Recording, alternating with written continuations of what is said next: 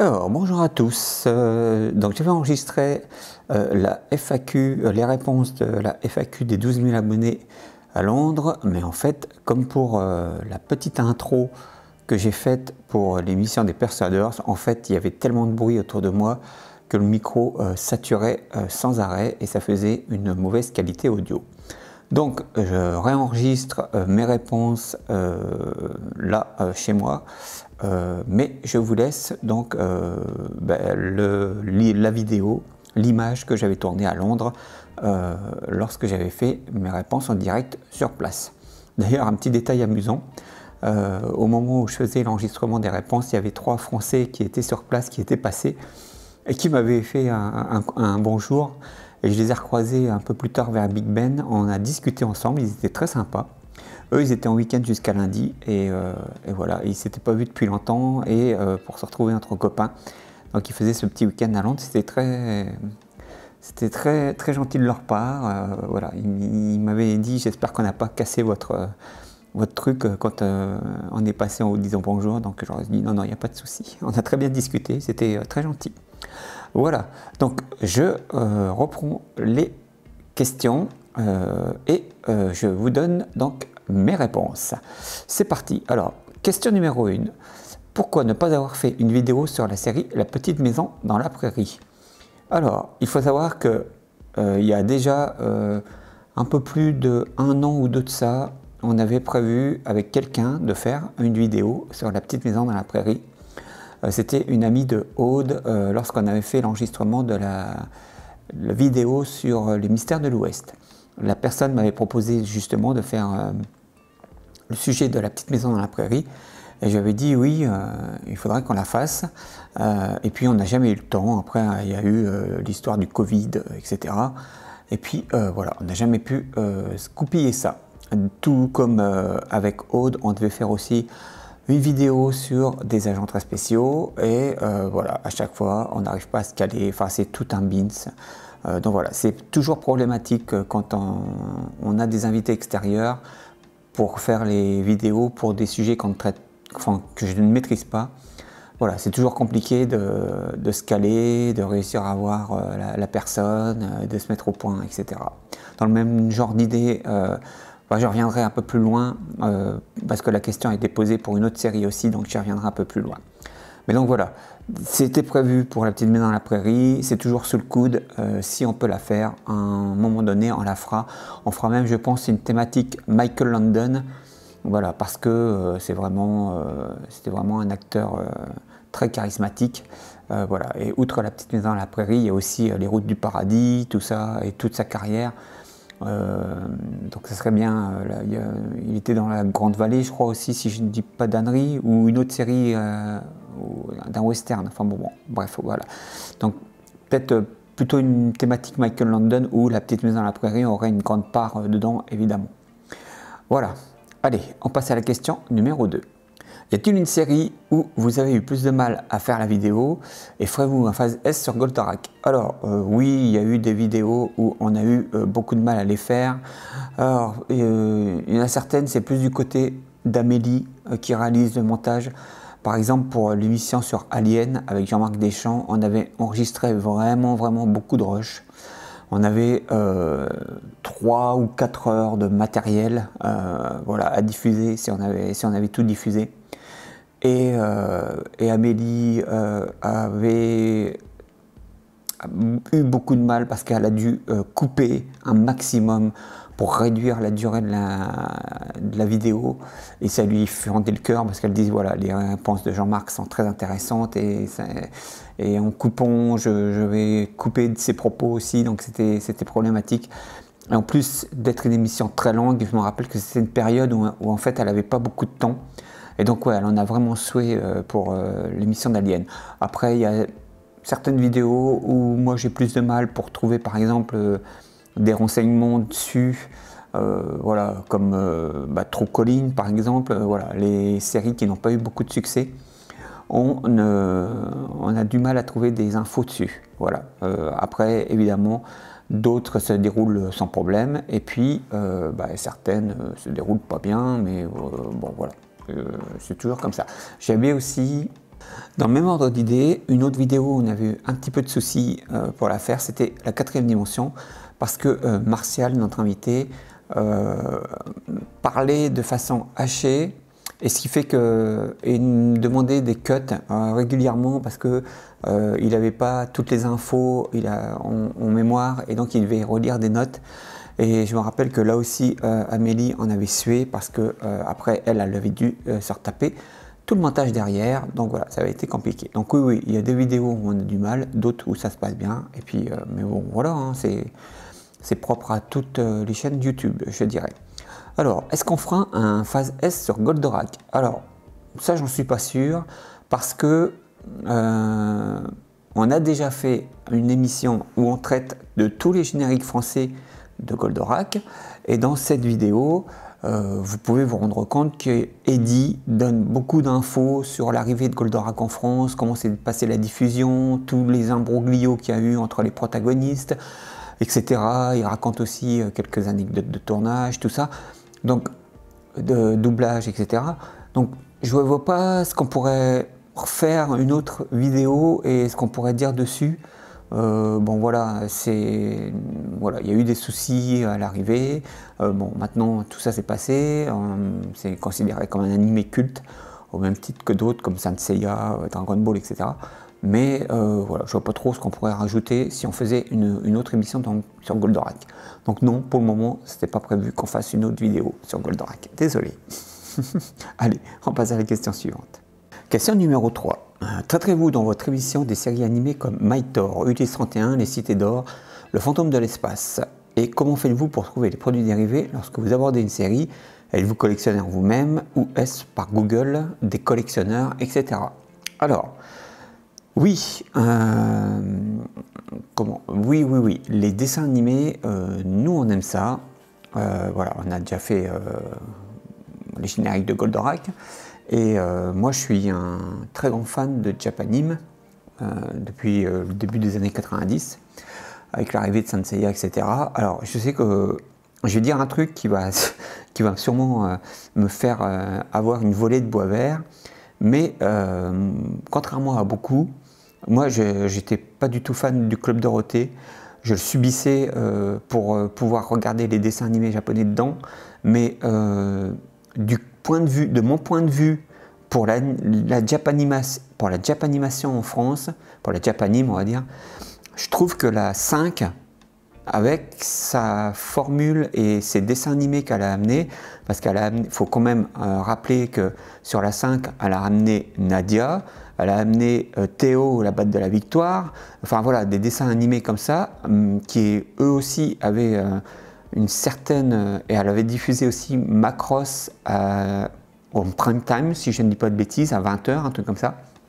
Donc la 5, moi je trouve de mon point de vue, a fait beaucoup plus pour la Japanime que TF1, qui à cause d'eux, on peut me dire ce qu'on veut, hein, que ça rappelle des bons souvenirs, que Dorothée, le Club Dorothée, etc. Mais à cause du Club Dorothée, il faut savoir quand même que nous, les fans de Japanime, alors après, c'était plus ou moins violent si vous aviez, voilà, si vous viviez votre passion et vous fichiez de l'opinion des autres, voilà, c'était pas très important. Mais il faut quand même se rappeler qu'à cause du Club Dorothée, nous, les fans de Japanime, on s'est tapé une image de débile et de mongols, de gens qui étaient abrutis. Voilà, et qui regardaient ces dessins animés là où il n'y avait que du sexe et de la violence. Il faut quand même se dire que c'est quand même à cause du Club Dorothée que la Japanime s'est tapé une très mauvaise image pendant des années, hein. Donc voilà, donc moi je ne suis pas du tout fan de Dorothée ni du Club Dorothée. Voilà, je trouve que la 5 a fait plus de boulot avec sa diffusion de dessins animés japonais. Oui, voilà, moi je suis fan de Japanime et les Cités d'Or évidemment, Ulysse 31 bien sûr, Albator, Cobra, tout ça, et aussi les animés américains, donc comme le Fantôme de l'espace. Il y en avait un autre aussi moi que j'adorais qui s'appelait Samson et Goliath.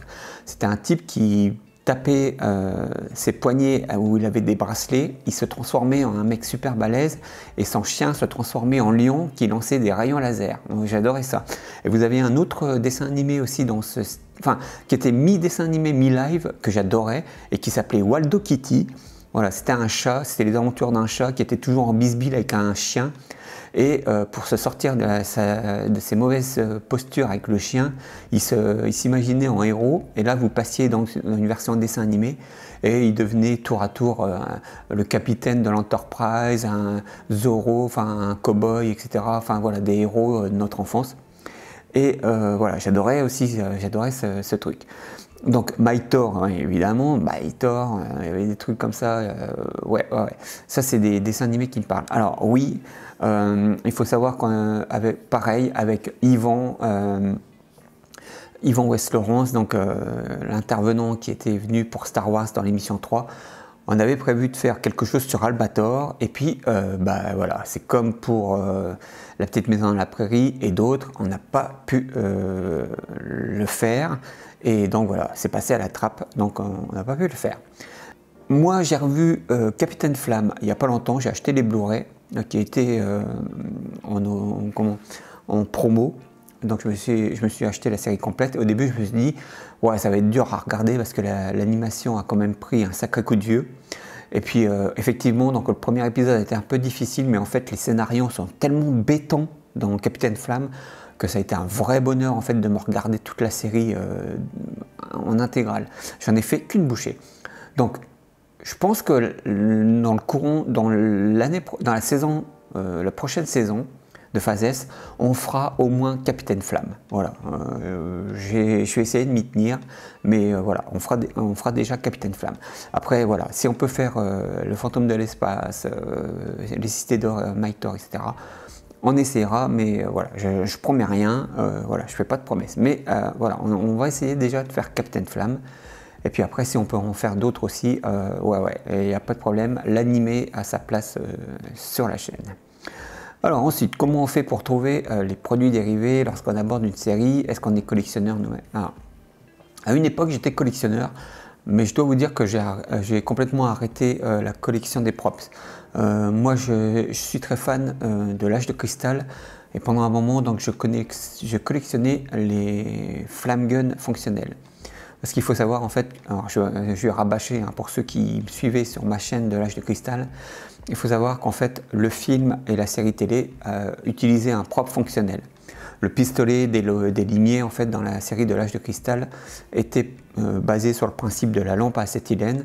Ils avaient à l'arrière du pistolet, donc le tube qui était à l'arrière du pistolet était en fait une chambre à gaz. Ils faisaient un mélange de carbure de calcium avec de l'eau, ce qui donnait de l'acétylène. Et quand en fait l'acteur pressait la gâchette, il y avait une résistance au bout du canon qui allumait l'acétylène, qui est un gaz très inflammable, et ça faisait la superbe flamme. C'était pas un effet spécial. Donc pendant des années, j'ai collectionné ce pistolet. J'en ai eu, je sais plus, pendant un moment, je crois que j'avais 4-5 exemplaires. Voilà, j'ai acheté tout ce que je pouvais trouver comme exemplaire fonctionnel. Et puis voilà, au fil des années, j'en suis débarrassé. J'avais aussi commencé à acheter des maquettes de l'Enterprise, du premier film de Star Trek, que je trouve très beau. Moi, l'Enterprise Refit, pour moi, c'est le plus beau vaisseau voilà, qui a jamais été fait. Et puis, bon voilà, j'avais des maquettes ou des trucs comme ça, mais j'ai vraiment arrêté. Donc non, moi je ne suis plus collectionneur. Il me reste une petite collection maintenant de DVD et de Blu-ray, voilà, que je commence à refaire, mais sinon je ne suis pas plus collectionneur que ça. Donc en fait, les infos qu'on trouve, oui, c'est grâce à Google. Google est un ami. Et puis, ou grâce parfois, oui, à des collectionneurs comme Jacques qui est intervenu sur la vidéo de l'homme qui valait 3 milliards et de Super Jamie, et qui, voilà, lui a une super collection de jouets sur tout ce qui touche à l'homme qui valait 3 milliards. Donc voilà, grâce à des personnes comme ça, on trouve aussi, ou des fois on a des gens qui nous contactent et qui nous disent « Ah, bah voilà, moi j'ai un jouet pour telle série voilà, qu'on ne connaissait pas ». Et donc, oui, voilà, c'est un peu un mélange de tout, Google, des collectionneurs, etc. Voilà. J'espère avoir répondu à la question. On va passer à la quatrième. Quatrième question, et donc qui en regroupe plusieurs. Comment vous est venue l'idée de créer votre chaîne? Combien êtes-vous dans l'équipe à travailler sur les vidéos? Comment choisissez-vous les personnes qui interviennent dans vos vidéos? Comptez-vous faire d'autres vidéos consacrées aux sagas des jeux vidéo? Après Resident Evil. Allez-vous dans le futur traiter des séries plus récentes comme Buffy, Lost, Le Caméléon, X-Files? Quelles sont vos séries préférées? Alors, comment est venue l'idée de créer la chaîne? Ça, je crois que je l'avais déjà raconté, il me semble, dans une ancienne vidéo, je ne me souviens plus. Mais en fait, moi, à la base, j'avais créé une petite chaîne qui existe toujours sur la série de l'Âge de Cristal.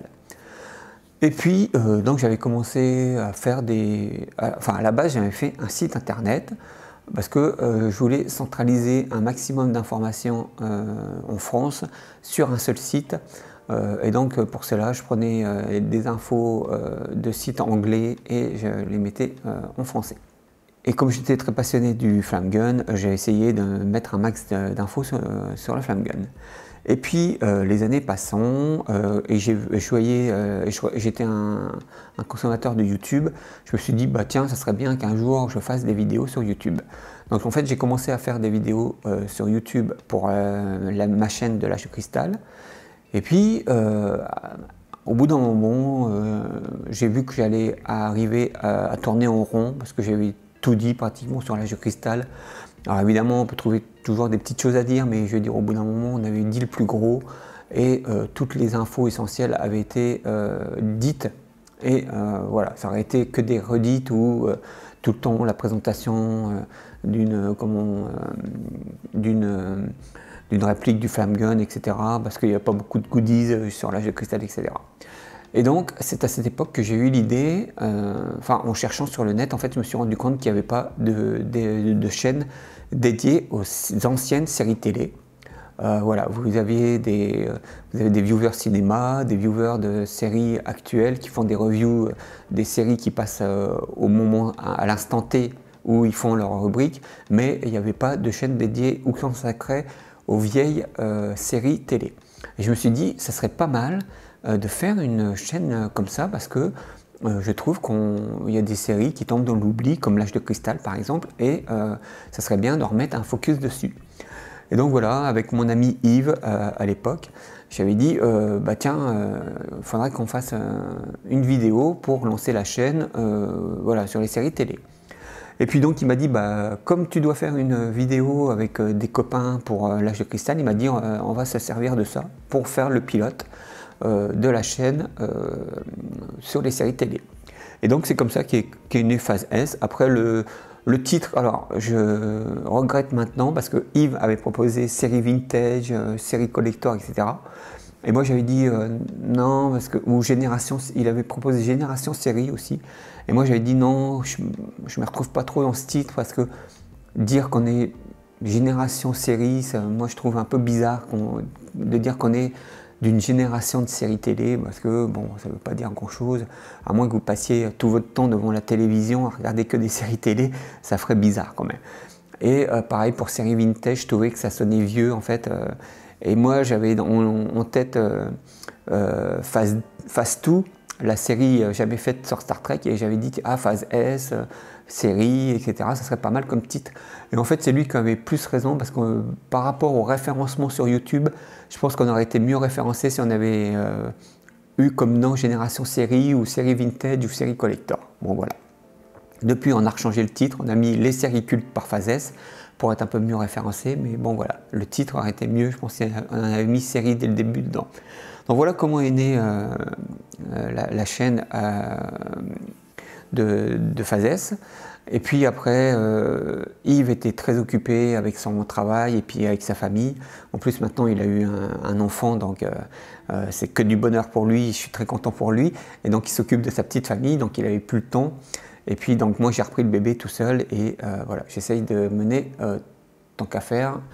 Voilà, donc j'ai repris à partir de la 3e émission, je crois, pour essayer ou de la 4e, qu'on a lancé avec Caroline Segara, pour essayer de faire une vidéo régulière tous les 2 mois. Voilà, et depuis on essaie de s'y tenir. C'est difficile, parce que mine de rien, ça représente pas mal de boulot, malgré ce que nous disent certains trolls.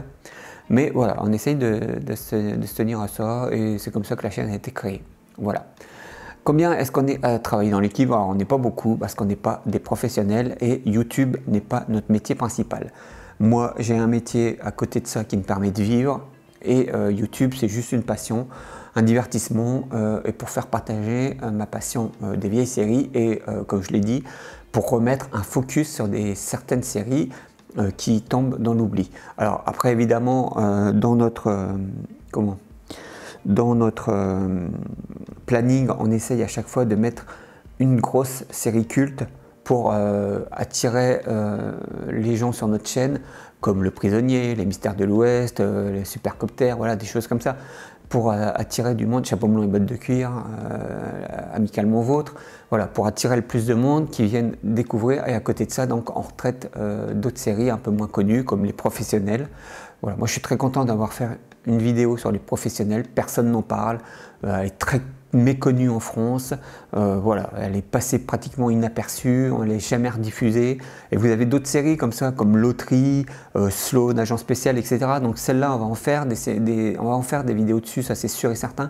Vous avez aussi, Le Sixième Sens avec Gary Collins, voilà, tout ça c'est des séries qui tombent dans l'oubli, personne n'en parle, voilà, elles tombent totalement dans l'oubli et moi je trouve que c'est désolant, quoi, c'est désolant. Donc voilà, moi c'est vraiment pour faire partager ma passion et donc on n'est pas des pros. Donc c'est pour ça quand il y a des gens qui viennent nous mettre des commentaires en disant oui, vos vidéos sont à chier, sont pas professionnelles, nanani, ben, on n'est pas des professionnels, on n'a pas de temps à consacrer, voilà, on n'a pas des jours entiers, on n'est pas constamment dessus. Alors évidemment, moi si c'était mon métier et que je devais me consacrer entièrement aux vidéos, évidemment que je ferais en sorte qu'elles soient plus chiadées, voilà. Et Amélie c'est pareil, Amélie qui fait le montage, il faut savoir qu'elle a une vie de famille, elle a un ami, voilà, elle a ses parents et tout ça, elle a un boulot, donc elle c'est pareil, moi entre le moment où j'ai fini de faire mes textes et que je lui donne les éléments, en gros elle a que 4 week-ends pour pouvoir monter l'émission pour qu'on la mette en ligne tous les 2 mois. Donc c'est compliqué, voilà, c'est vraiment très compliqué de faire une émission qui soit super bien travaillée, voilà, on a un minimum de temps, donc on fait le maximum, et moi je trouve que Amélie fait vraiment un excellent boulot par rapport au temps imparti qu'elle a, hein. Voilà. Après moi, je la défendrai toujours, et je trouve qu'on fait vraiment notre maximum pour que les vidéos soient le mieux possible. Après, évidemment, elles ne sont pas parfaites, il y a des failles, il y a des défaillances, voilà, comme là encore, quand avec Amicalement Vôtre, que je fais l'intro à Londres et que je me rends compte après, en visionnant les rushs, que le micro saturait parce qu'il y avait beaucoup de bruit autour. Qu'est-ce que vous croyez, que ça m'amuse, moi, que le truc soit pourri comme ça? Ben non, pas du tout. Mais malheureusement, c'est un one-shot et j'ai pas pu la refaire. Voilà, c'est comme ça. Parce que j'avais pas le temps, j'étais qu'un week-end, voilà, donc j'ai dû faire tous les lieux de tournage et j'ai pas pu revenir à Big Ben pour refaire l'intro. Et ben voilà, on l'a mise comme ça. Évidemment, c'est un file, mais bah, voilà, on peut pas faire autrement. Donc voilà. Donc, mais on fait à chaque fois le maximum pour essayer que ça soit le mieux possible, mais on a toujours des pépins. Voilà, on est des malchanceux. Voilà. Donc, il y a moi, il y a Amélie et on avait Céline qui faisait la voix off. Mais Céline a décidé de quitter l'aventure. Voilà, donc on n'est plus que 2 pour le moment. Et il faut que je trouve le moyen de remplacer Céline pour la voix off. Donc au maximum, on est 3 personnes. Voilà, après, on n'est pas plus que ça. Voilà. Comment est-ce qu'on choisit les personnes qui interviennent dans nos vidéos? Alors ça c'est très simple, hein. La plupart du temps c'est des personnes qu'on connaît ou des copains. Voilà, Olivier Fallet, moi c'est une personne que j'apprécie beaucoup, alors c'est pas un ami, hein, je ne vais pas dire que Olivier Fallet est mon ami, non, non, je l'ai rencontré plusieurs fois dans des salons, on avait discuté, voilà, il est très ami avec Yvan Ouest-Laurence, et voilà, et via le biais de Yvan Ouest-Laurence, donc voilà, j'ai fait un petit peu plus sa connaissance, et puis je lui ai proposé un jour de faire, alors j'avais proposé à la base de faire la voix off d'une émission. Il avait très gentiment accepté. Et puis finalement, je me suis dit, bah, plutôt que tu sois que la voix off, on va carrément faire une vidéo ensemble. Et voilà, il a très gentiment accepté. Et je trouve que c'est pareil, la vidéo, la belle histoire des génériques, qui n'a pas fait beaucoup de vues. Et moi, j'en suis vraiment... vis-à-vis d'Olivier, ça me met mal à l'aise parce que il dit des choses mais passionnantes et super intéressantes sur toutes les coulisses, les droits d'auteur, des génériques, etc. Et voilà, et moi je trouve qu'on a fait une super vidéo et voilà, elle ne cartonne pas autant que les têtes brûlées par exemple ou l'agence touriste. Mais bon, c'est le YouTube game on va dire. Mais bon voilà, c'est des personnes qu'on connaît ou des copains qui interviennent. Ou quand on tombe, mince, je sèche, ou quand on tombe comme sur des personnes comme Michael, voilà, j'avais un trou de mémoire, pour la saga des Resident Evil, qui maîtrise son sujet sur le bout des doigts. Voilà, c'est vraiment un pur bonheur et qui est d'une gentillesse aussi extrême. Voilà, quand on l'a contacté, quand on lui a proposé de faire une vidéo sur Biohazard, il a dit oui, oui, pas de problème, si je suis dispo, je la ferai. Il était dispo, on a fait la vidéo et c'est voilà, une personne adorable. C'était un vrai bonheur de faire cette émission de Resident Evil. Donc voilà, quand voilà. Donc soit c'est des personnes qu'on contacte pour un sujet donné que nous on ne maîtrise pas, soit c'est des copains ou des personnes qu'on connaît un petit peu. Voilà. Est-ce qu'on compte faire d'autres vidéos consacrées aux sagas de jeux vidéo après Resident Evil? Alors oui, cette année était prévu normalement de faire la saga Silent Hill, dont je suis très fan, moi aussi, surtout Silent Hill 2, moi c'est mon best jeu vidéo forever. Je trouve qu'il n'y a aucun jeu qui le surclasse, pourtant j'adore la saga des Resident Evil à un point. Ah, le Resident Evil refait sur GameCube, c'est un pur bonheur. Voilà, le Resident Evil Code Veronica qui est moi mon coup de cœur. J'ai découvert la saga de Resident Evil avec Code Veronica et ça a été waouh. Bon voilà, le 4 aussi, j'ai vraiment aimé, même si j'ai été dégoûté qu'on n'ait pas eu les pré-versions avant avec Progenitor et tout ça, et qu'on a eu au final un truc plus action que horreur. Mais bon voilà, moi je l'adore aussi le 4. Mais voilà, celui refait. Et puis les originaux, même si je trouve que le refait sur GameCube est très bien, je le trouve vraiment plus facile par rapport au 1 sur la PlayStation 1. Il est vraiment très difficile, je me l'ai refait là il n'y a pas longtemps. Et voilà, si vous économisez pas les cartouches, au bout d'un moment vous êtes dans la panade. Donc voilà. Donc oui, c'est prévu de faire d'autres sagas de jeux vidéo. Donc Silent Hill était prévu. Donc on va essayer de le reporter sur la prochaine saison pour Silent Hill, comme ça fera une deuxième saga de jeux vidéo. Mais oui, il y a d'autres sagas vidéo qu'on va traiter. Et puis en plus, maintenant, Sony accélère le fait de faire des adaptations en série de leur principale licence. Je sais qu'il y a Last of Us, je crois, et puis il y a Uncharted, si je dis pas de bêtises, qui a été adapté en film. Peut-être pas en série, mais en film, et Last of Us en série. Donc oui, on fera d'autres sagas de jeux vidéo. Quand, je ne sais pas, je ne peux pas donner de date, mais c'est prévu dans l'avenir. Est-ce qu'on va traiter de séries plus récentes comme Buffy, Lost, Le Caméléon, X-Files? Alors X-Files, voilà, c'était ce que je voulais dire tout à l'heure, c'était prévu à la base, pareil, avec une personne, et on n'a jamais réussi à se caler. Donc voilà, c'est sous le coude. Quand je pourrais la faire, je la ferai. Mais bon, voilà, pour le moment, on n'arrive pas à se caler. Donc X-Files, c'est mis de côté. Pour les autres, Lost, peu probable. Lost, peu probable. Personnellement, je vous dis, moi, j'ai pas apprécié la série. Et après, donc voilà, il faudrait qu'on trouve une personne qui maîtrise bien et puis qui maîtrise aussi les mystères, enfin comment dire, c'est pas les mystères mais les... Ah mince, j'arrive pas à retrouver ce soir, j'enregistre ça le soir après une journée de boulot, vous voyez, hein, quand je vous dis qu'on n'est pas des professionnels du YouTube et de l'émission, qu'on n'est pas H24 dessus. Donc voilà, moi j'ai une journée de travail dans les pattes là et j'ai du mal à retrouver mes mots. Pas les mystères mais les énigmes sous-jacentes voilà, de Lost. Voilà, il faudrait qu'ils décortiquent toute la série et puis qu'ils expliquent ceci, cela. Donc non, Lost pour le moment c'est pas du tout prévu. Buffy, oui, je pense qu'on fera. Alors après Buffy, le problème c'est qu'il faut faire le spin-off avec Angel. Et donc voilà, ça sera une grosse émission, donc beaucoup de travail. Et comme moi je suis le seul à rédiger les textes et à trouver les infos, donc voilà, soit on trouve quelqu'un qui maîtrise le sujet de Buffy, soit ça sera une grosse émission et à ce moment-là ça va prendre du temps. Voilà. Quelles sont nos séries préférées? Ouh là là, alors Amélie, elle n'est pas très série télé. Elle a regardé Game of Thrones par exemple parce que son ami était très fan.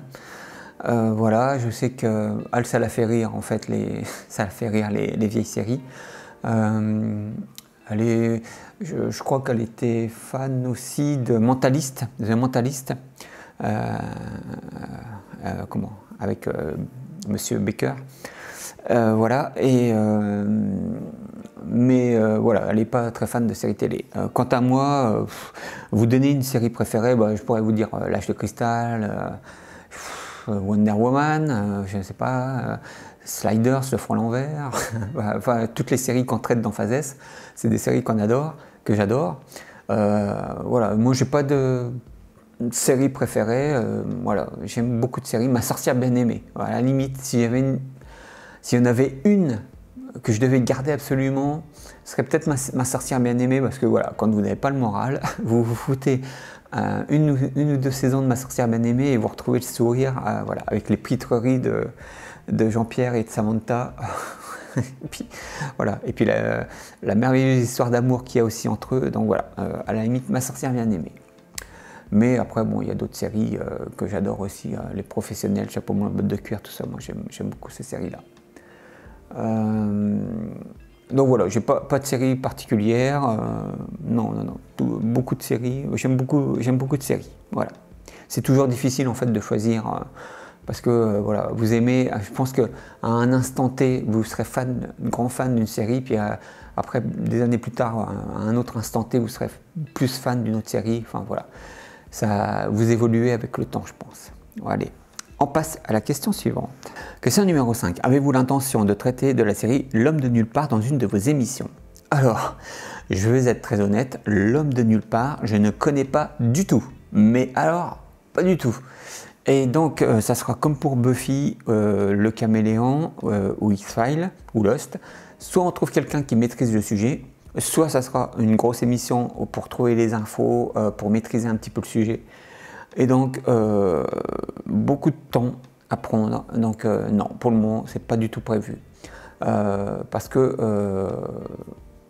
voilà, c'est ce que je voulais dire, c'est que moi, ça m'intéresse pas de faire une vidéo pour dire, oh, bah voilà, il y a eu 3 ou 4 saisons à cette série-là, il y a tant d'épisodes, voilà, c'est un tel qui a fait les génériques, merci, au revoir. Donc, elle a été diffusée de telle date à telle date, allez, au revoir. Non, non, moi, ça m'intéresse pas.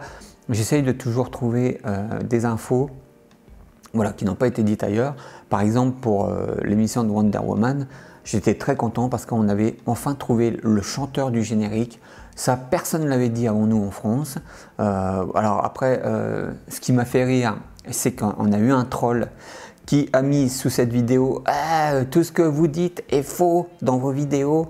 Et donc il l'a mis sous la vidéo de Wonder Woman.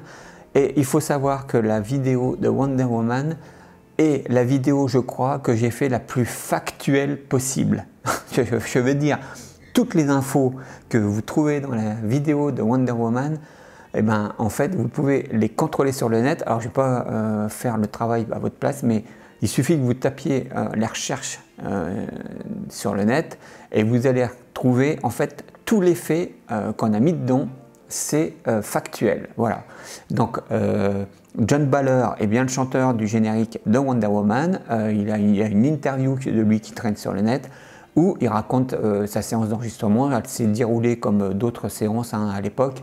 Il est venu, on l'a appelé, il a été payé.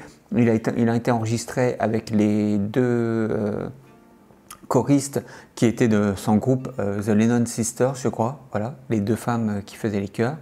Et donc voilà, ça a été très rapide et puis voilà, il est reparti et il avait enregistré le générique. Mais voilà, c'est factuel. Alors que si vous regardez sur Wikipédia, ils vous mettent à chaque fois que c'est Charles Fox qui a fait la musique, mais ils ne vous disent pas que c'est John Baller qui a été le chanteur. Donc voilà, on essaye de trouver des petites infos comme ça qui ne sont pas dites ailleurs.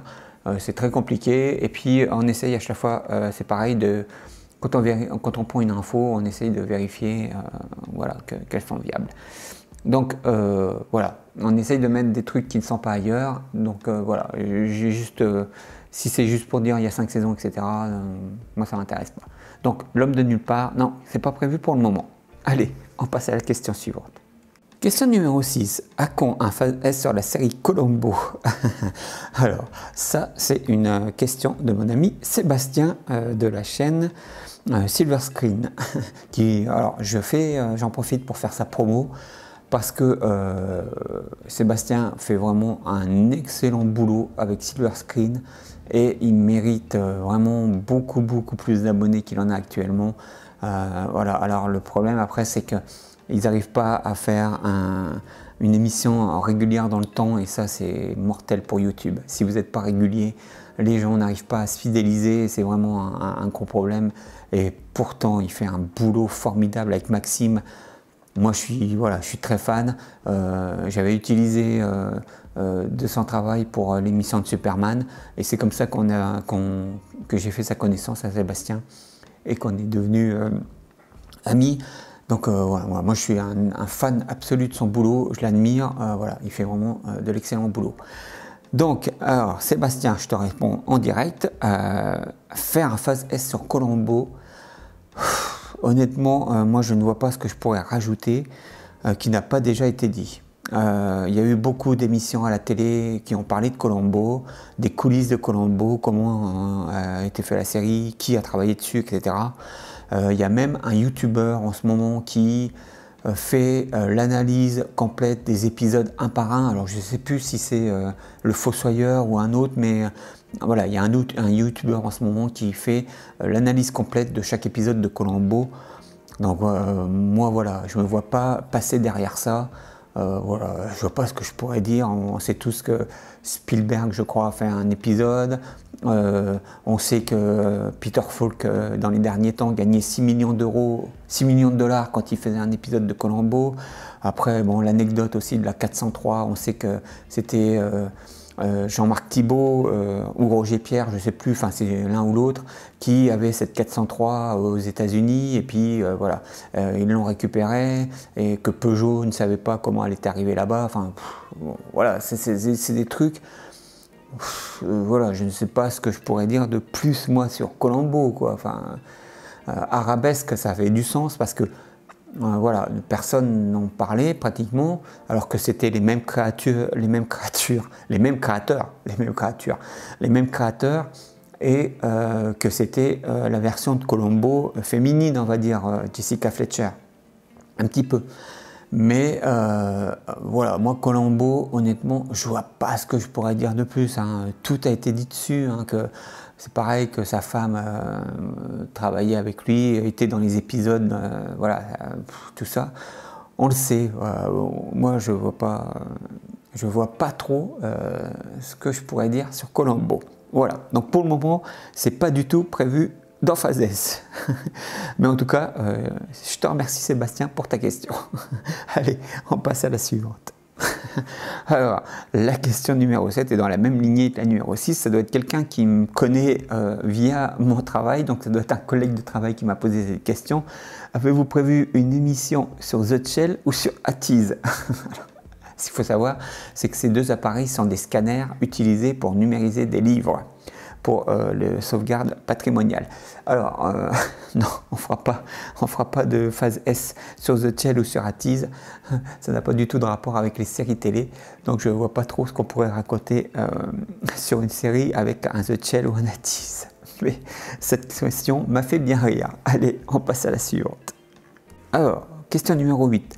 Comment faites-vous pour trouver l'historique de création et production de chaque série?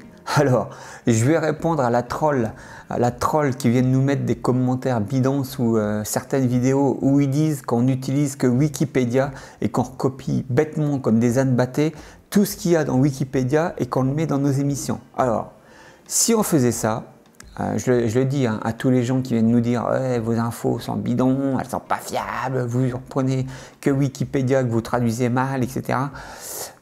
Si on utilisait les infos de Wikipédia dans l'émission de l'homme qui valait 3 milliards, on aurait dit que Kenneth Johnson était le créateur de l'homme qui valait 3 milliards. Parce que si vous allez sur la page de Wikipédia et que vous regardez la page de l'homme qui valait 3 milliards, en créateur vous avez Kenneth Johnson. Kenneth Johnson n'a jamais créé l'homme qui valait 3 milliards. Kenneth Johnson a créé la femme bionique Il a fait des épisodes, il a réalisé des épisodes, il a relancé L'homme qui valait 3 milliards, mais il n'est pas le créateur de la série de L'homme qui valait 3 milliards. Voilà. Le créateur, c'est le producteur qui avait acheté les droits et qui a fait l'épisode pilote et qui ensuite a été repris par Herb Bennett, mais voilà, c'est pas du tout Kenneth Johnson, le créateur de L'homme qui valait 3 milliards. Donc non, on ne recopie pas bêtement les infos de Wikipédia et non, on ne prend pas tout le temps nos infos sur Wikipédia. Déjà, quand on utilise Wikipédia, moi personnellement, j'utilise le Wikipédia anglais plutôt que le français, plutôt que la version française, parce que je trouve que les informations sont, comment dire, pas plus précises, mais enfin si, on va dire plus précises version anglaise que version française. Voilà. Moi personnellement, j'utilise beaucoup IMDb. Voilà, et ensuite c'est des recherches sur internet. Voilà, quand par exemple on fait l'agence touriste ou les têtes brûlées, moi je tape souvent 10 things about la série et voilà, vous trouvez en général des sites où ils disent 10 choses que vous ne connaissez pas sur telle série ou sur telle série. Après vous avez aussi des sites américains où ils parlent régulièrement des revenus des vedettes, que ce soit série télé ou cinéma. Et donc c'est comme ça par exemple que pour Pierce Brosnan, bon, voilà, j'étais tombé sur ses ressources et sur combien il avait gagné dans toute sa carrière avec Remington Steele et les James Bond, etc. Donc voilà, tout ça, voilà, c'est des recherches sur internet. Google est un ami, comme on dit toujours. Donc voilà, c'est la principale source d'information.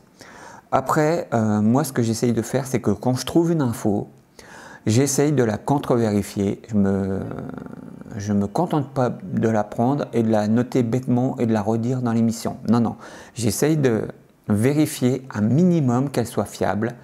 Voilà, et parce que parfois vous trouvez une info, puis vous allez sur un autre site et puis elle est contredite par une autre, voilà, et puis une autre info contredit encore une autre. Donc voilà, j'essaye de vérifier un minimum, les infos que je trouve. Et voilà, donc c'est des sites, IMDb principalement, et Wikipédia de temps en temps, mais sinon voilà, c'est des sites anglais qui parlent des séries. Et c'est très difficile, alors c'est très difficile quand les séries n'ont pas eu de succès, parce que, que ça soit en France ou outre-Atlantique, vous n'avez pas beaucoup de monde qui en parle, voilà, et c'est bien dommage. Donc c'est pour ça que j'ai moi créé aussi Phase S, pour essayer de remettre de temps en temps un focus sur une série dont on ne parle pas beaucoup, voilà. Allez, on passe à la question suivante. Question numéro 9. Comment choisissez-vous les séries que vous allez traiter dans l'émission? J'aimerais une émission sur Starsky et Hutch et Deux flics à Miami, car fan de David Saoul et Paul Michael Glaser. Alors, comment on choisit les séries qui vont être traitées dans l'émission? Alors, comme je l'ai dit, pour moi, ce qui m'a motivé, c'est les séries qui tombent dans l'oubli et dont on parle jamais ou très peu en France. Donc, on avait commencé donc notre numéro 1 avec L'Âge de Cristal, et puis on a essayé après de traiter voilà, des séries qui tombaient un peu dans l'oubli, comme Babylon 5 par exemple, ou Le Prisonnier, et Ma sorcière bien-aimée. Mais on est obligé d'aborder après des grosses séries qui ont cartonné pour attirer du monde sur la chaîne, et que ce monde-là justement s'intéresse aux autres séries qui ont moins de succès et qu'on essaye nous de remettre en avant. Donc c'est pour ça qu'on fait des grosses séries comme Chapeau blanc et bottes de cuir, comme Les Mystères de l'Ouest, Supercopter, V, voilà, qui attirent beaucoup de monde, pour après pouvoir parler du Frelon vert, de Remington Steele, des professionnels, voilà, de True Calling, voilà, que des gens connaissent moins. Voilà. Donc ça c'est la principale motivation des séries qu'on va traiter dans l'émission. Ensuite, donc mettre en avant des sujets, des séries dont on ne parle pas beaucoup, et après donc des séries phares qui attirent du monde pour pouvoir justement faire connaître les séries qui ont eu moins de succès. Donc voilà, la principale motivation. Alors, une émission sur Starsky et Hutch et Deux flics à Miami. Alors, ça va être compliqué là aussi. Starsky et Hutch, moi je ne maîtrise pas du tout. J'avais vu quelques épisodes de la série, voilà, et ça m'a fait bizarre d'ailleurs quand j'ai vu le film après. Moi je trouve tous les films des adaptations de séries télé ratés, à part un, Le Fugitif avec Harrison Ford. Voilà, je trouve que c'est le seul qui réussit, vraiment à adapter bien une série au cinéma. Après, dans le même ordre d'idée, alors ça va déplaire à mon ami Jean-Marc Deschamps, mais j'ai Shaft aussi que j'aime beaucoup moi en version film pour la prestation de Samuel L. Jackson. Mais voilà, voilà, je trouve que c'est des bonnes adaptations. Après tout ce qui est Sheriff fais-moi peur, l'autre, mince.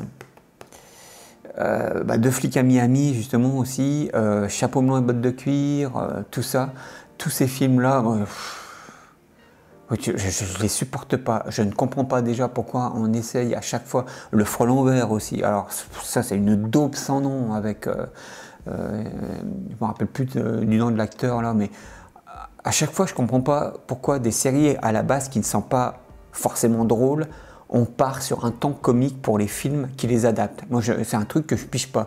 Par exemple, Starsky et Hutch, avec Ben Stiller dans le film, on est parti sur un postulat comique, alors que moi, je me rappelle d'épisodes qui sont vraiment pas marrants. Il y a un épisode où ils passent tout le temps de l'épisode à se lamenter sur la mort de l'une de leurs amies. Voilà, moi je trouvais pas ça forcément marrant. Vous avez un autre épisode qui est très glauque, c'est un mec qui un jour arrive et tire sur une voiture, je crois, donc il l'arrête, et en fait il se rend compte que ce mec-là a été conditionné par des gens pour tuer des personnes. Et en remontant au fil de leur enquête, en fait ils se rendent compte qu'il n'est pas tout seul, mais qu'il y a beaucoup de gens qui ont été enlevés, des gens sans famille, je crois, qui sont enlevés et conditionnés pour commettre des meurtres. Alors moi, je trouve pas ça. Cet épisode est glauque à souhait. Et la fin, en plus, à la fin de l'épisode, ils trouvent même pas les gens qui conditionnent les personnes pour qu'elles réalisent des meurtres. Donc en fait, ça reste sur une affaire non élucidée. Moi, j'ai trouvé cet épisode super glauque, mais super glauque. Et voilà, c'était pas marrant du tout, quoi, Starsky et Hutch par moment. Et je comprends pas qu'on soit parti sur un film où c'est que de la déconnade avec Ben Stiller et tout ça. Voilà. Après, Sheriff fais-moi peur, oui, ça se prête plus à la rigolade. Mais Starsky et Hutch, moi je suis désolé. Il y avait un autre épisode aussi où vous avez un mec qui arrive dans une ville des États-Unis où il est contaminé par une maladie. Il contamine Starkey, je crois. Et Hutch, pendant tout l'épisode, en fait, va devoir retrouver ce mec qui est le patient zéro pour qu'il puisse faire un sérum et sauver son ami.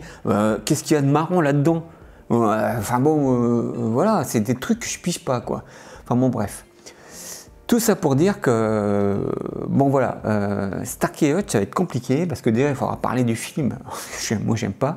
Et puis donc, je maîtrise pas la série du tout. Après, Deux flics à Miami, c'est pareil. Moi, j'ai jamais accroché. Non, je suis désolé, j'ai jamais accroché à la série. J'ai pas vu le film non plus. Voilà, mais on m'a dit qu'il était pas terrible. Alors que c'est le mec qui a réalisé la série qui a fait le film aussi, hein, je crois. Donc non, pour le moment, c'est pas du tout prévu dans Phase S. Désolé. Mais peut-être qu'on reparlera de Paul Michael Glaser si on vient à parler, si on va faire une thématique de Schwarzenegger avec Running Man par exemple. Voilà, ce sera le bon moment de parler de Paul Michael Glaser. Voilà. Donc non, je suis désolé, pas de Starsky et Hutch ni de Deux flics à Miami de prévu pour le moment dans Phase S. Allez, on passe à la question suivante. Question numéro 10. Ce serait sympa une vidéo sur la série Sloan Agent Spécial. Alors oui, ça serait très sympa. Et c'est prévu, déjà parce que ça nous ferait la 3e émission sur la thématique de Robert Conrad, puisqu'on a fait Le Mystère de l'Ouest et Les Têtes Brûlées, donc avec avec Sloan Agent Spécial, ça nous ferait une 3e émission sur Bob Conrad. Donc oui, ça serait bien, c'est prévu. Alors, je garantis rien. Je promets rien. Au moment où cette vidéo sera mise en ligne, donc ça sera soit au mois d'octobre, soit au mois de novembre, suivant le planning. Donc on va essayer de la caser dans le courant de la saison prochaine, donc pour l'année prochaine.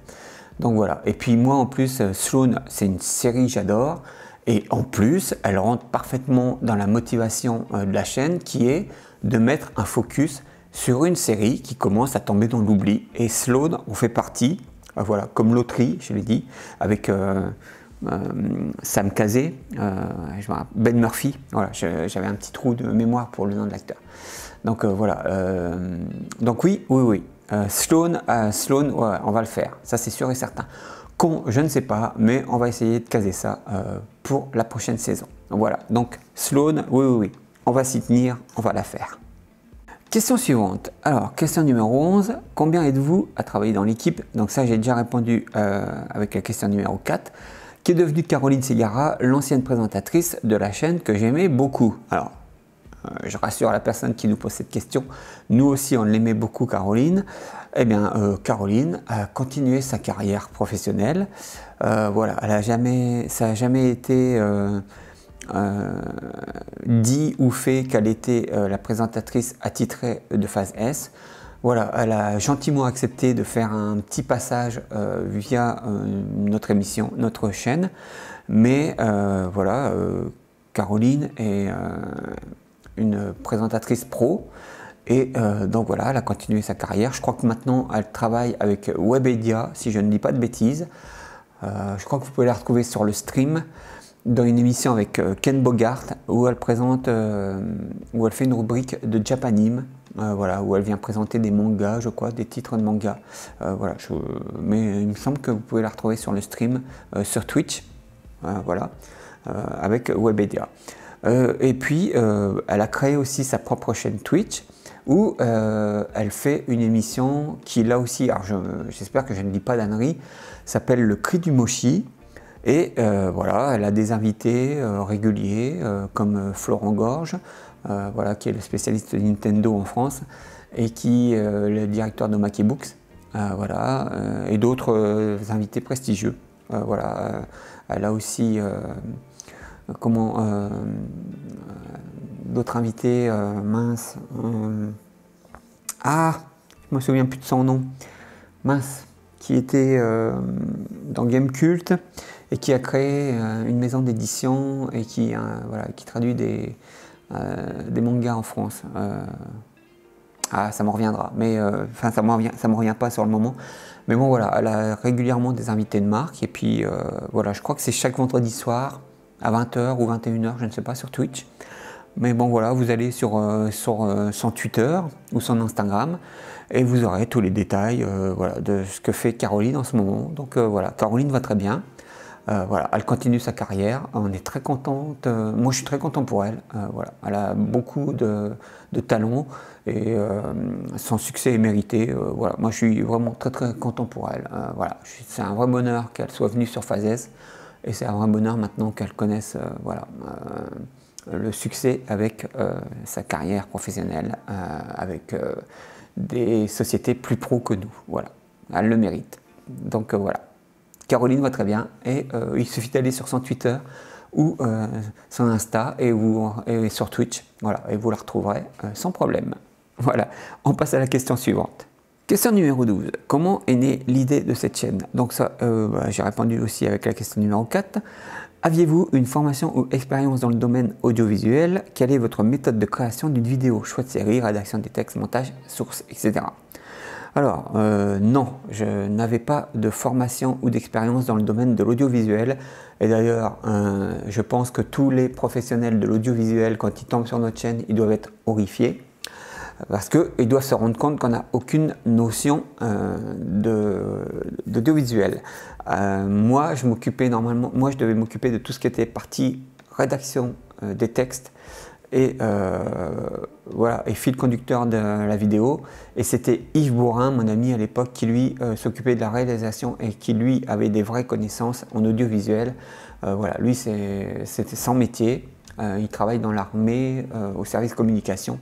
Et donc il réalise tout ce qui est clip de promo pour faire la communication de l'armée. Donc c'est lui qui avait les compétences audiovisuelles. Quand j'ai dû reprendre le bébé moi-même, parce que Yves ne pouvait pas assurer le rythme, donc il a fallu que moi j'apprenne sur le tas. Et voilà, ça donne ce que ça donne aujourd'hui. Mais bon, voilà, j'ai fait avec voilà, ce que j'ai pu. Alors c'est pas parfait, c'est pas optimal, mais j'apprends sur le tas et j'essaye de m'améliorer au fur et à mesure. Donc voilà, j'espère quand même qu'il y a une petite... Alors il a fallu que j'apprenne bah voilà, qu'un micro main est mieux qu'un micro cravate et que ça sonorise mieux pour faire les interviews. Voilà, qu'une caméra, il faut vraiment du vrai cadrage,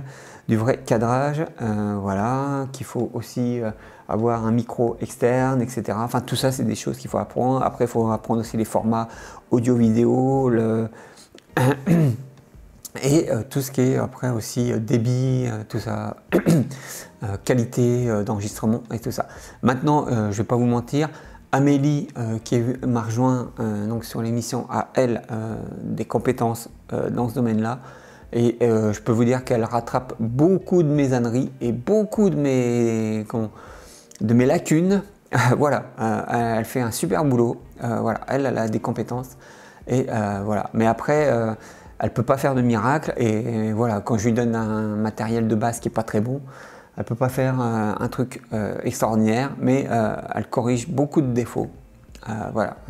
Par exemple, si vous regardez par rapport aux anciennes vidéos, vous vous rendrez compte par exemple que maintenant elle a fait en sorte que c'est un truc tout con, hein, mais que le volume sonore est constant du début à la fin de la vidéo. Ça, moi, au début, je ne m'en préoccupais pas du tout. Et c'est elle, quand elle a repris dessus, qu'elle a dit il faut faire quelque chose là-dessus. Il faut que le volume sonore soit égal du début à la fin de la vidéo et que ça ne hurle pas à un moment et que ça soit trop bas à un autre, etc. Donc voilà, des trucs tout cons comme ça qu'elle a corrigé. Voilà, et d'autres, voilà. Elle m'a aussi dit aussi que voilà, il fallait avoir au maximum une bonne qualité audio parce que voilà, une qualité audio infecte sera plus difficile à corriger qu'une qualité vidéo. Voilà. Quand vous avez un truc vidéo qui est pas bon, vous pouvez toujours mettre une image ou remplacer par une photo quand vous avez un truc flou, etc. Voilà, quand l'audio est bon, voilà, vous mettez une photo et vous pouvez vous en sortir comme ça. Alors que si vous avez une qualité audio pourrie, vous l'avez encore vu avec Amicalement Vôtre, vous pourrez faire ce que vous voulez, vous ne pourrez pas corriger. Amélie a essayé le max, elle a assaini au max, mais voilà, on ne peut pas faire du miracle avec l'audio. Donc non, je n'avais pas d'expérience dans le domaine audiovisuel et je pense que ça se voit. J'ai pas de problème avec ça, moi je me prétends pas un pro, voilà. Depuis le début, je n'ai jamais dit qu'on était des professionnels de YouTube, ni des professionnels de l'audiovisuel, et donc voilà, quand on a des personnes qui sont eux professionnels de l'audiovisuel et qui viennent sur nos vidéos pour pointer du doigt tout ce qui ne va pas, moi j'ai juste envie de leur dire, ne perdez pas votre temps avec ça. Franchement, à chaque fois je leur réponds de manière sincère et honnête, allez sur d'autres chaînes, voilà, qui vous donneront plus de satisfaction. Nous, on ne peut pas faire mieux pour le moment. Moi, je ne peux pas me consacrer entièrement à Phase S. Voilà. Et je n'ai pas les moyens de payer un monteur pro. Amélie fait le maximum dans le temps imparti qu'elle a. Si elle pouvait passer plus de temps, ça serait de meilleure qualité. Comme vous le voyez, il suffit de voir avec l'émission de Superman. Voilà, elle avait pris un peu plus de temps que d'habitude et elle nous avait refait le générique sous After Effects. Des anciens Superman. Voilà, quand la vidéo commence, vous avez le texte là qui défile en scrolling bleu, voilà, avec la traînée, comme les films de 1978. Eh ben, je peux vous dire que c'est un effet tout con. Hein. On se dit, ah oui, ça c'était dans les années 70, maintenant c'est tout con à faire. Eh ben, moi, je peux vous dire que refaites-le. Je peux vous dire qu'elle a passé du temps dessus à le faire. Voilà, c'est pas si simple que ça. Et donc voilà, si elle pouvait avoir plus de temps, vraiment, elle ferait des meilleures transitions, elle améliorerait, elle ferait un template plus complexe pour les émissions, mais là, elle n'a vraiment pas le temps. Elle a vraiment pas le temps. Elle prend sur son temps libre déjà, elle n'est pas payée en plus, ça voilà, nous on n'est pas payés, c'est notre temps perso. Donc voilà, on fait le maximum avec voilà, le temps qu'on peut accorder et les moyens qu'on a. Voilà. Et donc voilà, quand on a des gens comme ça qui viennent juste sous nos vidéos pour pointer ce qui ne va pas, ou juste pour nous dire « Oh, ben vous prononcez mal les noms en anglais, hein, il faudrait vraiment vous corriger. Hein. » Moi j'ai juste envie de vous dire, mais si vous retenez que ça d'une émission de 25 minutes, de 20 minutes, et pas les infos qu'on donne, moi j'ai juste envie de dire, mais ne perdez pas votre temps à nous regarder pour nous dire ça. Hein. Là encore, hein, honnêtement, hein, je le dis toujours, allez voir ailleurs. Voilà, allez sur une chaîne qui, eux, prononcent de façon professionnelle les noms en anglais. Voilà, il n'y aura pas de souci, vraiment. Hein. Moi, je le dis, hein, sans problème. Mais voilà, venir nous dire ça, moi, voilà, ça me passe au-dessus de la tête. Moi, je m'en fiche complètement, vraiment. Donc, voilà. Voilà. C'est des trucs comme ça, voilà, moi je le dis sincèrement, ça ne sert à rien de venir juste sous nos vidéos pour pointer les trucs qui ne vont pas. Moi je suis un très gros consommateur de YouTube, voilà, moi quand une vidéo ne me plaît pas ou qu'une chaîne ne me plaît pas, bah moi je ne m'amuse pas à rester à regarder la vidéo en entier juste pour critiquer, juste pour dire « Ah bah non, là t'as merdé là-dessus, là tu racontes des conneries ». Non, moi je m'en fiche.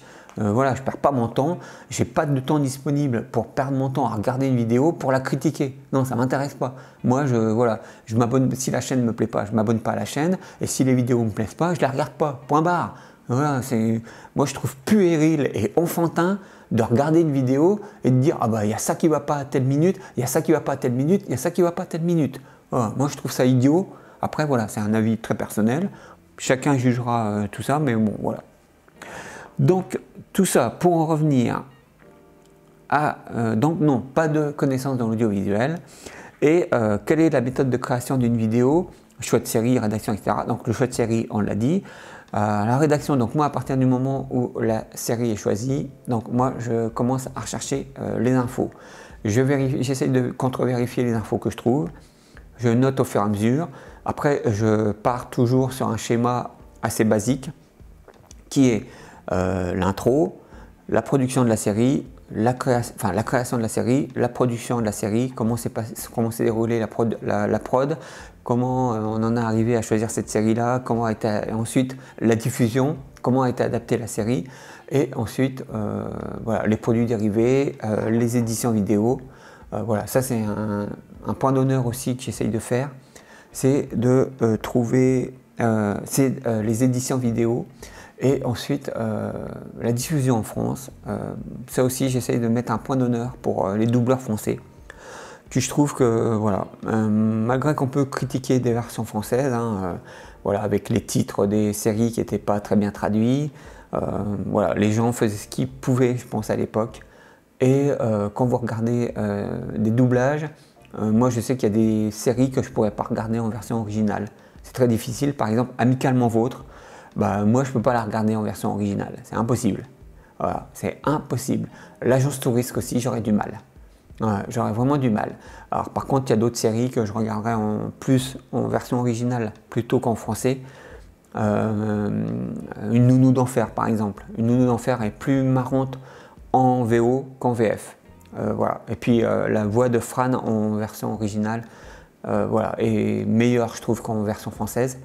Mais pour le reste, voilà, il y a des séries que je ne pourrais pas regarder en français, en VO. Donc voilà, j'essaye de mettre un point d'honneur aussi donc, pour les doubleurs, parce qu'on avait, mine de rien, des très bons doubleurs en France. Voilà, puis après, bah, la rédaction des textes, moi, voilà, j'essaye de mettre toutes les infos que je peux trouver. Et puis, d'essayer d'éviter que mes tournures de phrases soient trop répétitives. Et voilà, et qu'on fasse trop de répétitions. Alors c'est difficile parce que voilà, quand vous faites 8 ou 9 pages à 4 de texte, au bout d'un moment, voilà, vous faites des répétitions et des choses comme ça. Donc voilà. Et ensuite, alors le montage, c'est Amélie qui le fait. Donc Amélie, elle, en fait, elle commence, elle a un template tout fait. Voilà. Et ensuite, donc moi, je lui fais un chemin de fer sous Adobe Premiere Lite. Element, voilà, Adobe Premiere Element. Donc voilà, je fais un chemin de fer, je lui note le nom pour chaque photo, et comme ça, quand je lui dis à l'instant T où je prononce le nom de tel acteur, de tel réalisateur, de tel producteur, voilà, elle sait quelle photo correspond au nom. Et puis voilà, et quand je lui dis là, tu as tant de photos pour, où je parle où je parle de diverses choses, et ben c'est elle qui fait après la gestion de ces photos. Quand ça ne va pas, je lui dis non, intervertis plutôt ça avec ça.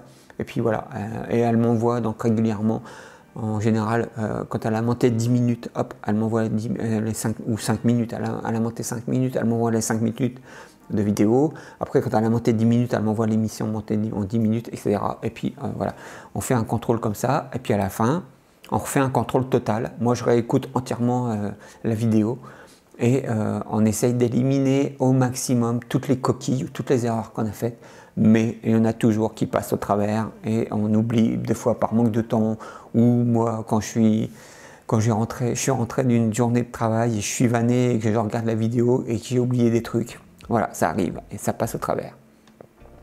Donc voilà, et puis pour les sources, je l'ai dit dans une précédente question, voilà, Internet, IMDb, voilà, très peu Wikipédia, surtout la version anglaise. Voilà.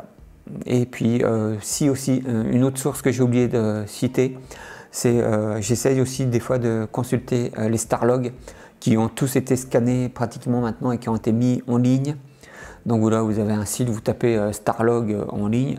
Par contre, voilà, la revue est en américain. Donc c'est tout des textes en anglais qu'il faut se bourriner et traduire. Et voilà. Donc voilà, il y a aussi Starlog et des revues anglaises. Voilà. Et j'ai des livres des fois qui parlent voilà, des revues. Voilà. Donc voilà pour les sources et pour les textes et le montage. J'espère avoir bien répondu à la question. Allez, on passe à la suivante. Alors, question numéro 13. Pour vous, quelle est la meilleure série et la meilleure actrice et acteur? La meilleure musique, pour vous, quelle série s'est arrêtée trop tôt? Oh là là là là. Un peu de remise aux Oscars, comme on dit, comme a dit la personne. Oh là là là là. Alors, je ne vais pas m'aventurer sur ce terrain-là, je suis désolé, parce que tout ça, c'est des visions très personnelles, en fait. Moi, je vais adorer une série qu'une autre ne va pas aimer, et vice-versa. Donc ça va être compliqué. Mais par contre, pour les séries qui se sont arrêtées trop tôt, True Calling, évidemment. True Calling s'est arrêté trop tôt. Mais dans le même genre de style, vous avez Did Like Me, voilà, qui est une série que j'adore aussi, et qui s'est arrêtée trop tôt. Donc voilà, L'Âge de Cristal aussi, on peut dire, qui s'est arrêté trop tôt. On aurait bien aimé une saison 2. Voilà. Voilà, beaucoup de séries comme ça. Loterie, moi j'ai aimé le principe de loterie. Sloan, voilà, ça aussi, ça a arrêté trop tôt. Donc voilà, il y a plein de séries. Au cœur du temps. Alors voilà, Au cœur du temps, par exemple. Voilà, moi je trouve que c'est une occasion ratée. Voilà, il n'y a pas de vraie fin. C'est désolant, quoi, parce que la série, moi je la trouvais passionnante. Et il y avait même un épisode où je sais plus si c'est Doug, je sais plus si c'est Doug ou l'autre, je me rappelle plus du prénom de l'autre personnage, mais ils sont séparés et puis il y en a un qui revient en arrière et il arrive au moment où le projet TikTok commence seulement à être créé. Et en fait, ils ne se connaissent pas encore, les deux protagonistes.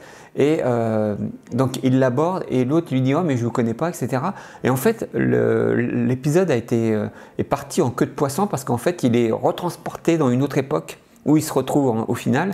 Mais bon, voilà, c'est dommage. J'aurais préféré qu'on ait un épisode où ils cherchent plutôt à trouver la solution de les rabibocher, etc. Une autre série qui s'est arrêtée trop tôt. Alors, tenez, une autre série que moi j'aimerais bien faire dans Phase S. Dans Personne ne parle aussi, qui est adapté d'un film comme L'Âge de Cristal, Starman avec Robert Hayes. Voilà, moi je trouve qu'elle s'est arrêtée trop tôt. J'aimais beaucoup cette série-là. Vous avez aussi dans le même genre une autre qui s'appelle Le Phénix, avec un acteur blanc qui jouait dans V. Voilà. Mais voilà, c'est des séries que je trouve qui se sont arrêtées trop tôt. Oui, donc pour le meilleur acteur, actrice, donc je ne vais pas m'aventurer là-dessus. Moi, en plus, c'est souvent des seconds rôles en fait qui me touchent plus que les rôles principaux. Par exemple, dans True Calling, l'épisode où Chiak rencontre la jeune femme qui va mourir et qu'il la laisse mourir. Voilà, elle est très touchante cette actrice, elle vous prend les tripes et moi je la trouve qu'elle joue excellemment et qu'elle est à la limite meilleure que les protagonistes principaux. Donc voilà, donc je ne vais pas m'aventurer là-dessus. La meilleure musique, ça c'est pareil, vous avez plein de bons génériques, hein, les professionnels, voilà, chapeau melon et bottes de cuir, c'est le frelon vert, voilà. V, voilà, vous avez des excellentes musiques. Non, ça c'est pareil, c'est l'âge de cristal aussi, il y a une très belle bande musicale. Donc non, c'est très difficile. Voilà. En plus, comme je leur ai dit, c'est vraiment des avis personnels, des préférences personnelles. Donc voilà, moi ce que j'aimerais ne plaira pas forcément à quelqu'un d'autre. Donc c'est très bien qu'on ait tous des goûts différents. Donc voilà, désolé si je réponds comme un Normand, ni oui ni non, voilà, que je ne réponds pas vraiment à cette question, mais voilà, elle est vraiment très difficile. Puis je vais être honnête, à brûle pour point comme ça, j'ai pas de nom qui me viennent à l'esprit d'actrice ou d'acteur qui... après aussi on peut dire John Steed, enfin... Patrick Macnee, enfin tous les gens comme ça qui incarnaient. C'est pas précisé cinéma ou série télé, mais par exemple moi Christopher Reeve avec Superman. Bon, j'arrive pas à avoir un autre mec. Enfin, j'arrive pas à avoir les autres Superman. Keaton avec Batman. Voilà, moi je trouve les Batman avec Keaton bien plus fun que les autres. Voilà, après on me dit ce qu'on veut. Hein. Christian Bale, j'aime beaucoup. Hein. Je l'aime beaucoup Christian Bale en Batman. Mais voilà, j'ai une préférence pour Keaton, pour ses mimiques, ses regards sous le masque.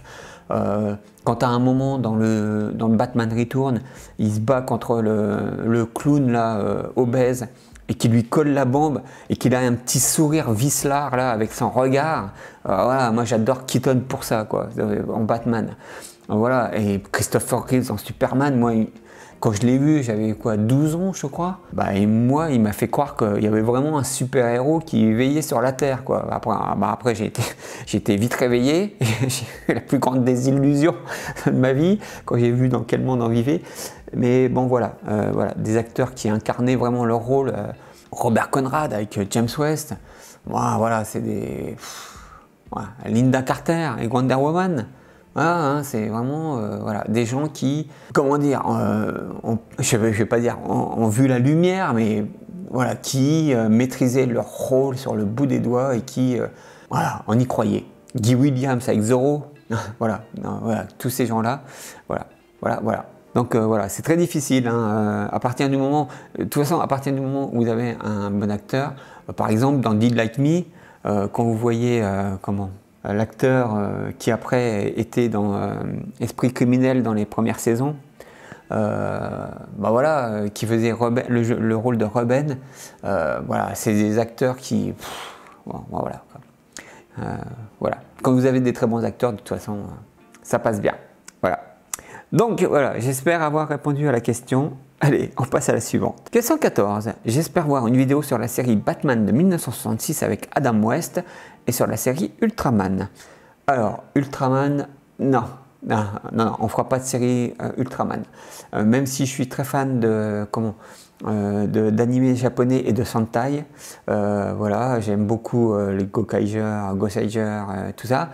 Non, Bioman et compagnie, non, on fera pas Ultraman. Moi, je maîtrise pas du tout le sujet. Et puis, je ne vois pas autour de moi qui pourrait maîtriser Ultraman. Non. Donc Ultraman, c'est pas du tout prévu dans Phase S. Voilà, pas du tout prévu. Pour Batman, alors là par contre il y a plus de chances parce que il est prévu qu'on fasse une thématique de Batman. Comme là on fait une thématique par exemple pour la fin de l'année sur l'homme invisible, on va faire une thématique de Batman dans un Phase S avec mon ami Sébastien de Silver Screen. Je fais encore sa pub. Donc voilà, je suis déjà très content à l'idée de faire cette vidéo avec lui. parce que je pense qu'on va encore bien s'amuser. Voilà, on va être super heureux de la faire ensemble. Et donc voilà, il y aura une grosse part sur la série de 1966 avec Adam West, évidemment, sur les Batman de Keaton aussi et les autres. Mais voilà, on fera aussi donc les vieilles séries des années 40. Alors on va pas trop s'attarder dessus parce que moi je les ai pas vues, on les a pas vues et puis voilà, c'est difficilement regardable.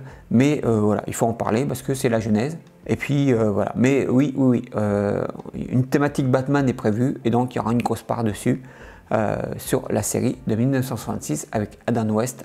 Pas de problème.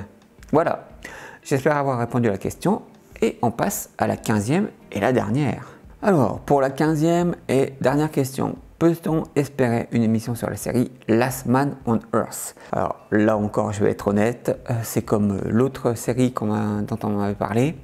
Je ne connais pas du tout Last Man on Earth. Voilà, désolé. L'homme de nulle part, je ne connaissais pas. Last Man on Earth, je ne connais pas du tout non plus. Alors donc, c'est pas prévu. C'est pas prévu du tout. Donc voilà, si on trouve une personne qui venait à maîtriser le sujet, pourquoi pas, mais non, bon, pour le moment, c'est pas prévu. Donc voilà, se termine ici la FAQ des 12 000 abonnés, qui n'a plus tellement de valeur, puisqu'on a passé depuis un petit moment les 17 000 abonnés, et je vous remercie réellement, je remercie les personnes qui nous suivent et qui nous rejoignent. Voilà, et qui commentent les vidéos, qui mettent des pouces en l'air. Voilà, je sais, tous les youtubeurs vous disent ce refrain constamment du premier jour au dernier jour de l'année. Mais voilà, comme YouTube, ça devient de plus en plus galère pour se faire connaître, pour se faire référencer, parce qu'ils changent toujours des trucs, voilà, chaque mois, chaque semaine. Donc voilà, c'est le meilleur moyen quand vous partagez les vidéos, quand vous mettez un pouce et que vous mettez un commentaire, que vous activez bien la cloche et qu'il faut cliquer sur la cloche et mettre toutes les notifications, recevoir toutes les notifications, etc. Voilà, il faut savoir que c'est ça qui nous aide à être référencés par YouTube. Et après vient évidemment le nombre de vues dans les premières heures et tout ça. Mais voilà, mettre un pouce, partager les vidéos et activer la cloche, voilà, ça c'est les choses essentielles pour YouTube, pour que la chaîne soit mieux référencée, mieux connue, etc. Voilà. Quand je lis des très gentils commentaires qui nous disent oui, votre travail est vraiment très bien et il faudrait que vous soyez une chaîne un peu plus connue, moi je trouve que déjà on est bien assez connu comme ça. Quand j'ai créé la chaîne, je ne pensais pas que j'arriverais un jour à plus de 17 000 abonnés. Donc voilà, c'est vraiment une grosse surprise pour moi.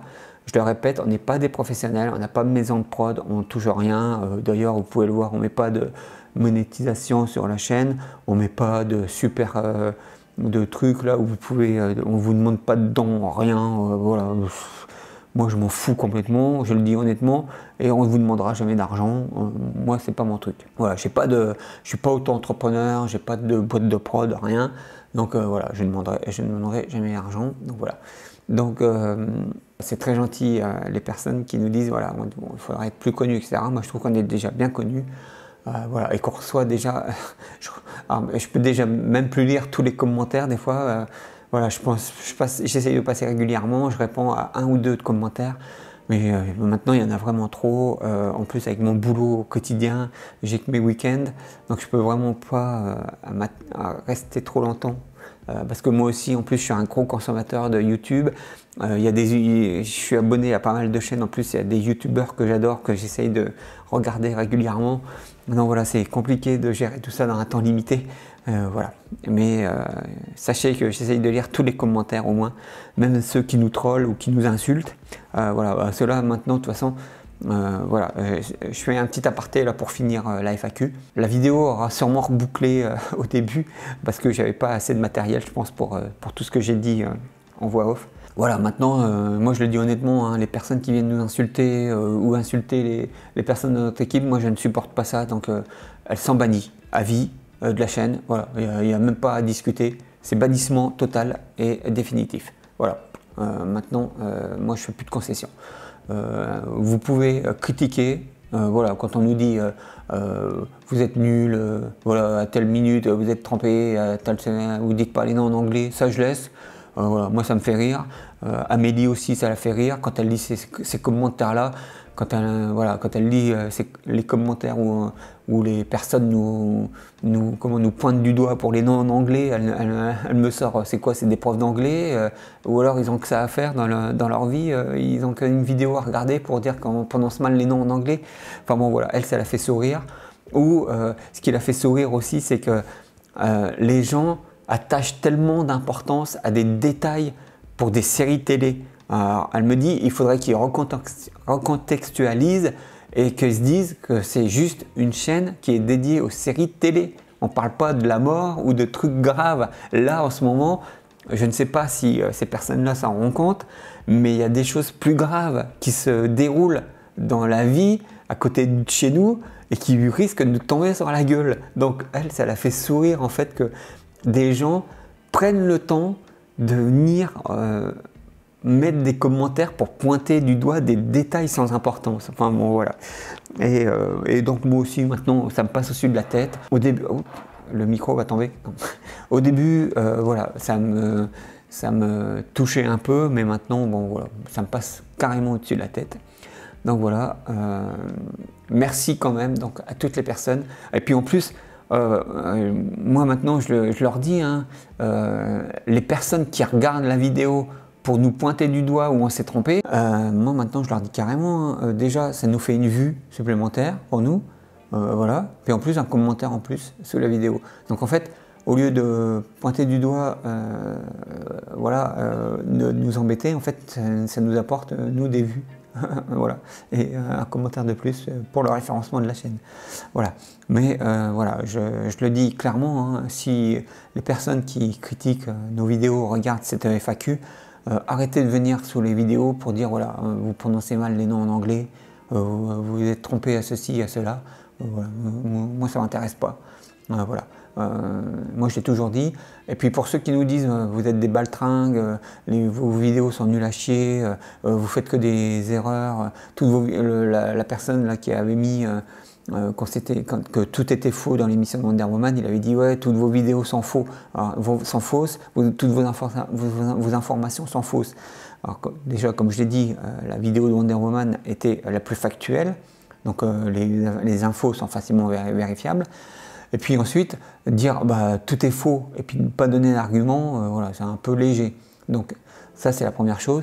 Et puis moi la deuxième chose que je dis à ces personnes-là, eh ben, si vous n'êtes pas, moi quand j'ai commencé à regarder YouTube et que j'étais pas satisfait de voir qu'il n'y avait pas de chaîne qui parlait de séries, eh ben, qu'est-ce que j'ai fait? Bah, j'ai créé ma chaîne et j'ai parlé des vieilles séries.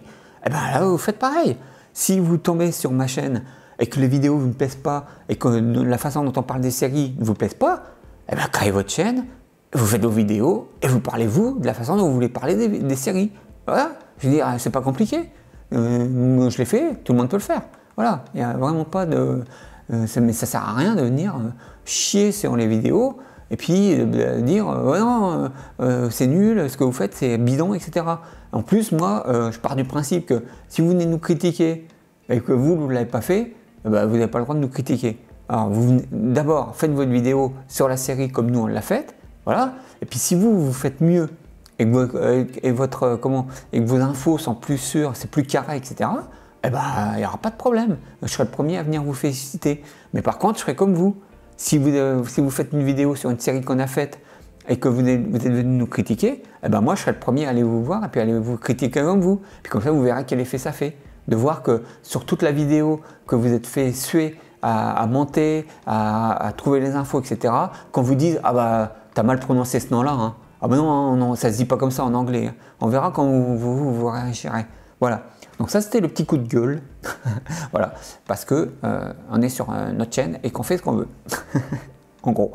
Donc voilà. Plaisanterie mise à part. Donc voilà. Voilà. Moi, je le dis aux gens.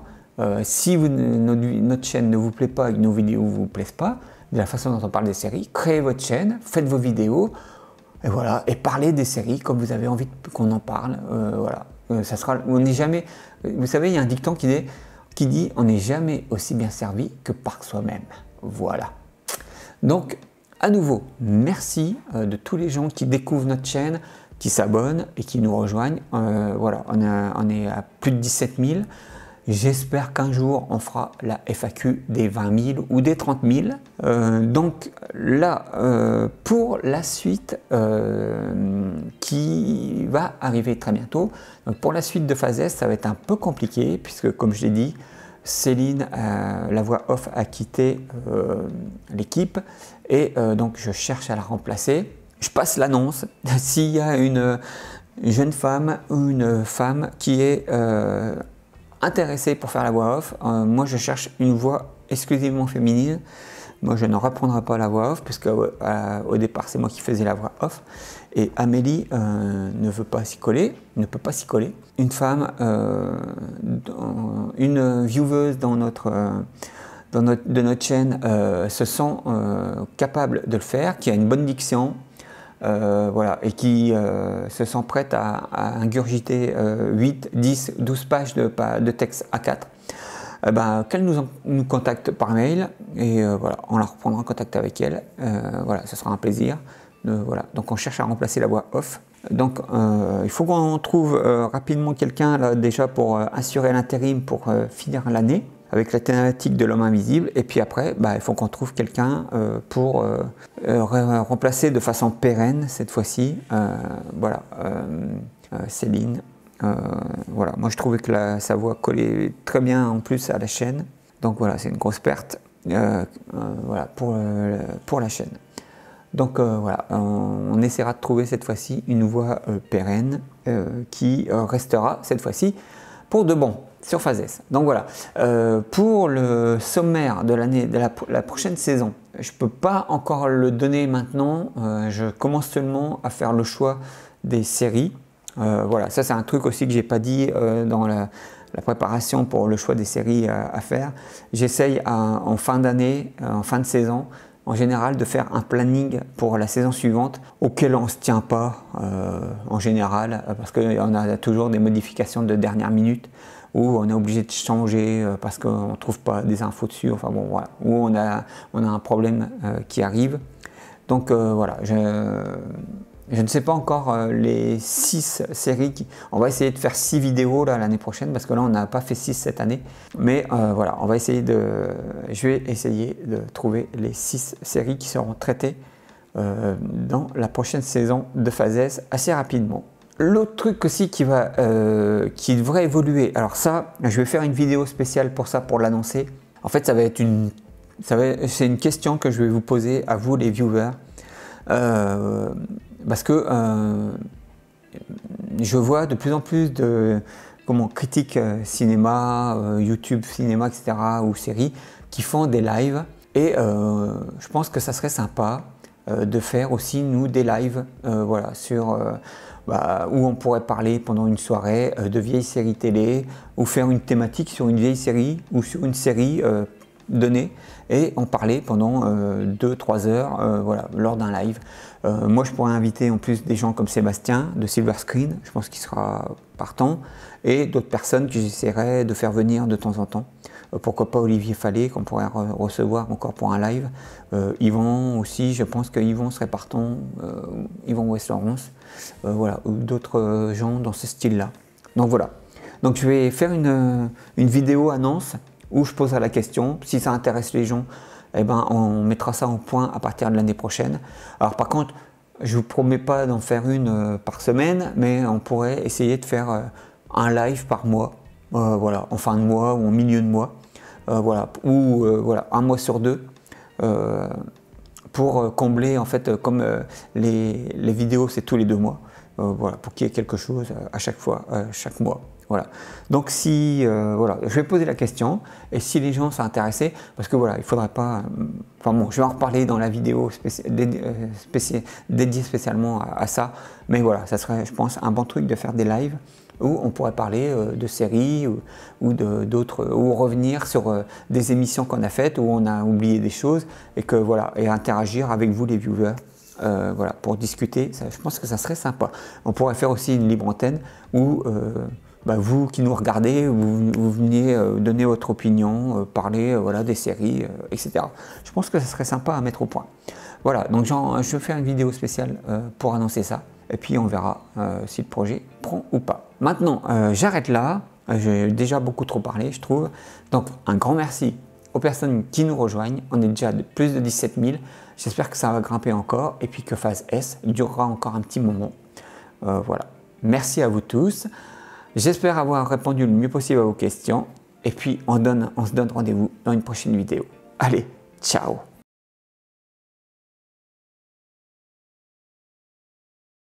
N'hésitez pas à partager, à diffuser et à vous abonner à notre chaîne. Mettez un pouce bleu si vous avez aimé, c'est important pour nous et ça ne vous prend que quelques secondes. Cliquez sur la petite cloche en haut de notre chaîne pour être averti des prochaines émissions à venir. Pour les nouveaux qui découvrent notre chaîne, faites-vous plaisir en regardant nos émissions déjà disponibles en ligne. Retrouvez également Phase S sur les réseaux sociaux pour continuer l'expérience et pour nous soutenir.